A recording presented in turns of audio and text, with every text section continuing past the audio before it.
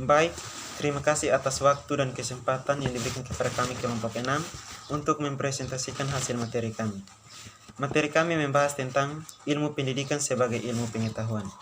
Dalam makna umum, ilmu bisa bermakna kegiatan intelektual tentang dunia fisik. Untuk menemukan penjelasan umum tentang gejala dan hubungan gejala yang terjadi secara alamiah, istilah ilmu juga bermakna proses intelektual untuk menemukan justifikasi faktawi yang terjadi secara buatan. Pada umumnya, ilmu diperoleh melalui observasi dan eksperimentasi secara ilmiah. Kemampuan mengobservasi itu dimiliki oleh semua orang, kecuali yang buta hati, membutakan diri, atau buta intelektual. Awalnya ilmu ditafsirkan sebagai sesuatu yang bebas nilai. Perkembangan lebih lanjut, ilmu meniscayakan pertimbangan etis. Ilmu tidak bebas nilai. Istilah ilmu juga dapat didefinisikan sebagai kristalisasi pengalaman yang terjadi, yang teruji kebenarannya, atau kristalisasi atas nilai-nilai mengenai segala sesuatu yang ada. Ilmu itu tidak tampak. Demikian juga ilmu pendidikan. Karena itu, hanya orang-orang yang berilmu yang mampu memberikan penampakan ilmu itu kepada orang lain. Seperti halnya filsafat. Sejatinya ilmu berbicara tentang hakikat, namun demikian, ilmu biasanya membatasi wilayahnya sejauh alam yang dapat dialami, dapat diindra, atau alam empiris. Ilmu menghadapi aneka persoalan dengan pertanyaan bagaimana dan apa sebabnya. Karena itu, ilmu berkaitan dengan pengetahuan tentang sebab dan akibat dari suatu masalah. Cikal bakal ilmu adalah pengalaman, di mana pengalaman yang telah tersusun secara sistematislah yang akan menjadi ilmu. Pada sisi lain, pengalaman yang sudah teruji menjelma menjadi teori. Teori yang sudah teruji merupakan sesuatu yang sangat praktis, mudah dan akurat aplikasinya, termasuk aplikasinya di dunia pendidikan. Maksud ilmu adalah membangun dan mengembangkan prinsip-prinsip penjelasan umum mengenai hubungan antar fenomena yang terjadi secara alamiah. Ilmu biasanya berupa generalisasi atau penjelasan umum, berbentuk dalil, hukum, atau teori ilmiah. Ilmu ada dua kategori, yaitu ilmu teoritik dan ilmu praktis. Ilmu teoritik dimaksudkan untuk memahami dunia. Sering tidak diketahui gunanya. Pertama, bilangan biner. Dulu hanya hobi matematikawan, sekarang dipakai di komputer. Yang kedua, bilangan prima. Dulu hanya hobi matematikawan, sekarang digunakan pada enkripsi. Ketiga, listrik. Dulu hanya hobi ilmuwan, sekarang sangat penting bagi hidup kita. Ilmu praktis dimaksudkan untuk mengubah dunia, ditunjukkan untuk kepentingan manusia, baik positif maupun negatif. Dalam arti sempit, ilmu mencakup pengetahuan deskriptif saja. Di luar itu adalah non-ilmiah.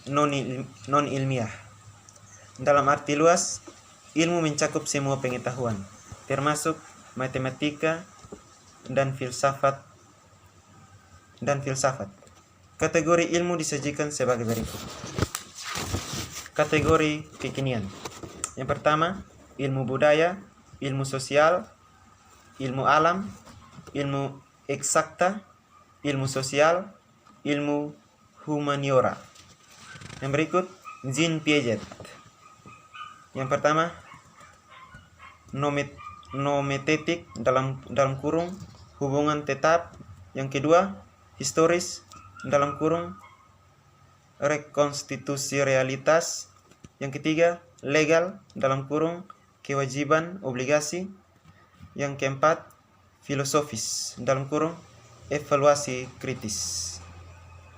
Yang berikut, Bertrand Russell. Yang pertama, ilmu teoritik dalam kurung untuk memahami dunia.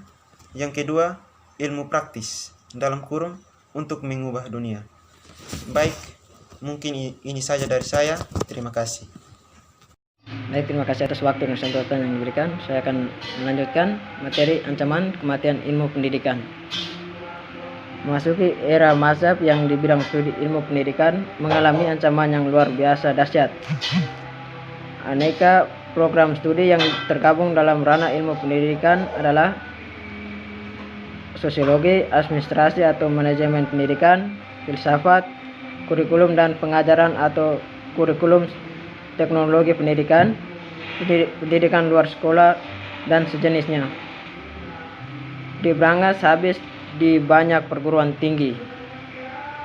Berbarengan dengan itu muncul perlawanan karena mungkin nyata banyak orang yang bekerja di bidang pendidikan termaksud guru. Dalam statement Winarmo Suratmat disebut sebagai pendidikan tanpa ilmu pendidikan. Terima kasih atas waktu dan kesempatan. Ya, terima kasih atas waktu dan kesempatan yang diberikan kepada saya.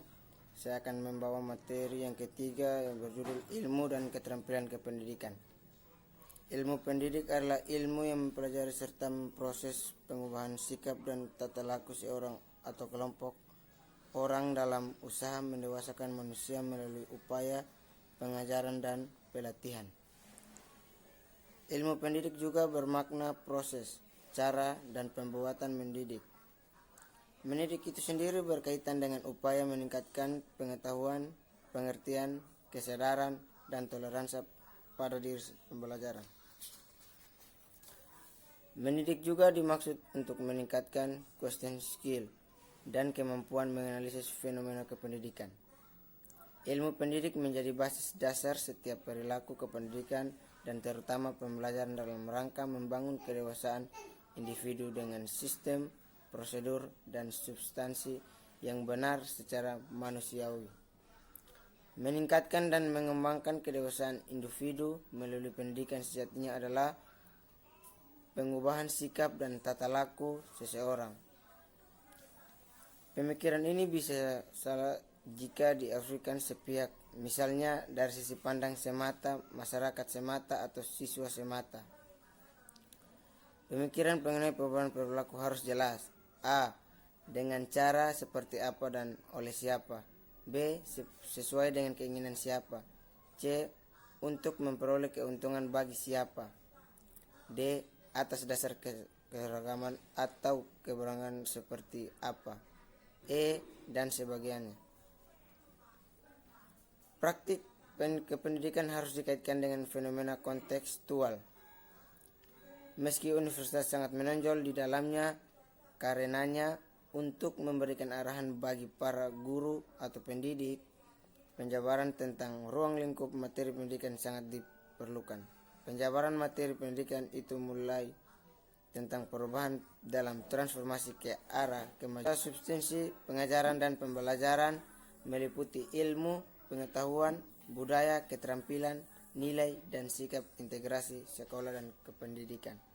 2. Pengusahaan dimensi teori dan praktik kependidikan, khususnya berkaitan dengan nilai-nilai humanistik dan etika profesi. Yang ketiga, pengusahaan program kependidikan berbasis proses dan hasil dalam keseluruhan perilaku dan pekerjaan kependidikan.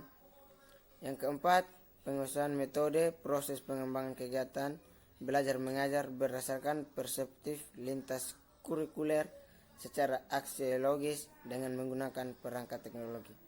Ya, terima kasih yang saya jelaskan, mungkin dari saya itu saja. Wabillahi taufiq wal hidayah. Wassalamualaikum warahmatullahi wabarakatuh. 1. Pengusaha substansi pengajaran dan pembelajaran meliputi ilmu, pengetahuan, budaya, keterampilan, nilai, dan sikap integrasi sekolah dan kependidikan. 2. Pengusahaan dimensi teori dan praktik kependidikan, khususnya berkaitan dengan nilai-nilai humanistik dan etika profesi. Yang ketiga, pengusahaan program kependidikan berbasis proses dan hasil dalam keseluruhan perilaku dan pekerjaan kependidikan. Yang keempat, pengusahaan metode proses pengembangan kegiatan belajar mengajar berdasarkan perseptif lintas kurikuler secara aksiologis dengan menggunakan perangkat teknologi. Ya, terima kasih yang saya jelaskan, mungkin dari saya itu saja. Wabillahi taufiq wal hidayah. Wassalamualaikum warahmatullahi wabarakatuh. Baik, terima kasih atas waktu dan kesempatan yang diberikan kepada saya.